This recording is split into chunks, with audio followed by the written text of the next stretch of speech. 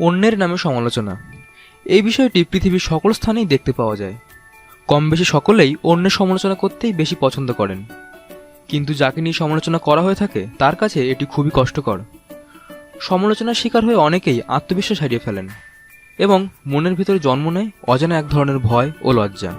Sir Winston Churchill সমালোচনার কষ্টকে শারীরিক ব্যথার চাইতেও অনেক বেশি কিছু বলে আখ্যায়িত করেছেন। কিন্তু তারপরেও কেন মানুষ অন্যের সমালোচনা করে জেনে নিন। নিজের ত্রুটিগুলো লুকানোর জন্য। এমন অনেক মানুষ আছেন যারা নিজের ত্রুটি লুকানোর জন্যই অন্যের সমালোচনা করে থাকেন। অন্যের নামে সমালোচনা করে নিজের ত্রুটি ঢাকতে যাওয়া মানুষের সংখ্যা সমাজে অনেক বেশি। তারা ভয় পান। সমাজের অনেক মানুষই বেশ ভীতু প্রকৃতির। নতুন কিছু করতে যাওয়া মানুষকে নিয়ে তারা বেশি সমালোচনা করেন তাদের নিজেদের ভয় থেকে। তারা ঈর্ষা করে। যারা আপনার নামে অনেক বেশি সমালোচনা করেন তারা বেশিরভাগ সময়ই আপনার প্রতি ঈর্ষা থেকে এই কাজটি করে থাকেন। নিজের ঈর্ষা থেকেই সমালোচনা করে আপনাকে ছোট করার চেষ্টা করেন। নিজেকে বড় ভাবেন যারা।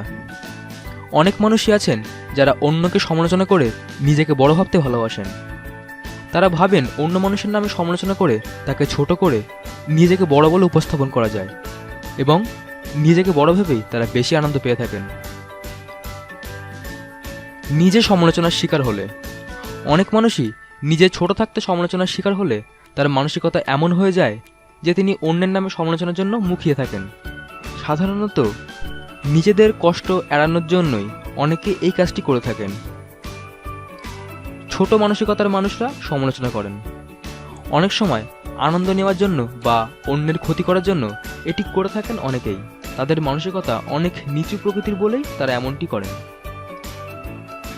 নিজেই নিজের সমালোচনা করেন যারা নিজেই নিজের সমালোচনা করে থাকেন তাদের মধ্যে অন্যের সমালোচনা করার বিষয়টি বেশি দেখা যায়, কারণ তাদের মানসিকতা এভাবেই কাজ করে। নিজের ক্ষমতা দেখানোর জন্য। এমন মানুষ আছেন যারা অন্যকে ছোট করে নিজেকে উপরে তুলতে পছন্দ করেন। তাকে দেখাতে চান তিনি অনেক বেশি শক্তিশালী এবং চাইলেই অন্যকে ছোট করতে পারেন। কাজ করলে সমালোচনা তো আপনাকে শুনতেই হবে, তবু অনেক ক্ষেত্রে সমালোচনাকে ইতিবাচকভাবে নেওয়া কঠিন হয়ে পড়ে। আমাদের যতই খারাপ লাগুক, সমালোচনা কিন্তু আমাদের জন্য ভালো। নিজেদের গ্রহণ করার মানসিকতা থেকেই আমরা এগুলোকে কাজে লাগাতে পারি আমাদের ব্যক্তিত্ব গঠনের জন্য। সমালোচনা শোনার পর নিজেকে নিয়ন্ত্রণ করতে। আপনার কাজগুলি আপনি নন।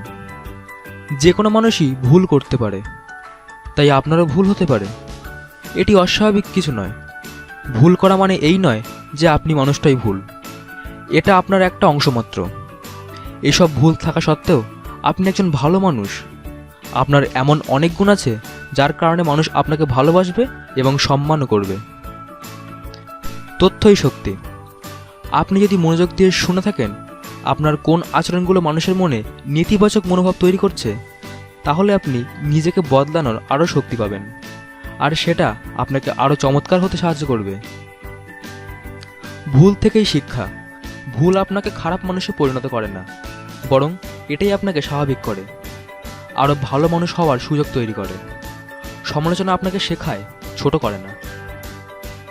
কোনো মানুষই পারফেক্ট নয়। মানুষ ভগবান নয়। কাজ করলে ভুল তো হবেই, বরং ভুল তাদের হয় না যারা কোনো কাজ করে না। লজ্জা পাওয়ার বদলে আপনার তো খুশি হওয়া উচিত যে আপনার ভুল থেকে শেখার আগ্রহ আছে। বিখ্যাত ম্যাগাজিন ফোর্বস অনুযায়ী সমালোচনাকে প্রফেশনালি নেওয়ার কিছু উপায়। সমালোচনাকে কিভাবে প্রফেশনালি নেওয়া যায়? দৃষ্টিভঙ্গি গ্রহণ করুন। সমালোচিত হওয়া কোনো সহজ বিষয় নয়। বহু মানুষই সমালোচনার মাধ্যমে নিজের মতামত প্রকাশ করে থাকেন, আর এই বিষয়টি আপনার মনোমত নাও হতে পারে, কিন্তু এটি হলো তার দৃষ্টিভঙ্গি, আপনার কাজের প্রতি তার ফিডব্যাক। প্রতিটি কাজের ক্ষেত্রেই বহু ধরনের মানুষই পরিপূর্ণ, আর এই ভিন্ন ভিন্ন মানুষের ভিন্ন মতামত থেকে আপনি আরও সুন্দর সুন্দর আইডিয়া পেতে পারেন। শান্ত থাকুন। সমালোচনা শুনলেই অনেকের মাথা গরম হয়ে যায়, আর এই কারণেই সমালোচনা থেকে কোনো ভালো কিছু গ্রহণ করার ক্ষমতা হারাতে হয়। এক্ষেত্রে আপনার শিখে নেওয়া উচিত সমালোচনা শুনেও কিভাবে নিজেকে শান্ত রাখা যায়। মাথা গরম স্বভাব যাদের, তাদের ক্ষেত্রে এই বিষয়টি মোটেই সহজ নয়, তবে অসম্ভবও কিছু নয়। একটু চেষ্টা করলেই তা আয়ত্ত করা যায়। এক্ষেত্রে যদি কেউ আপনার কাছে ভুল বুঝে সমালোচনা করে, তাকে বুঝিয়ে বলা যেতে পারে, আর সে বুঝতে না চাইলে এড়িয়ে যান। কিছু গ্রহণ করুন, কিছু ত্যাগ করুন। সমালোচনা হলেই যে পুরো ব্যাপারটা আপনাকে হয় মেনে নিতে হবে নতুবা এড়িয়ে যেতে হবে এমনটা নয়।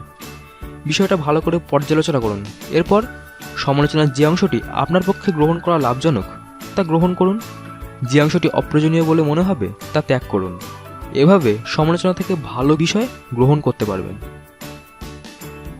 ইতিবাচক দৃষ্টিভঙ্গি।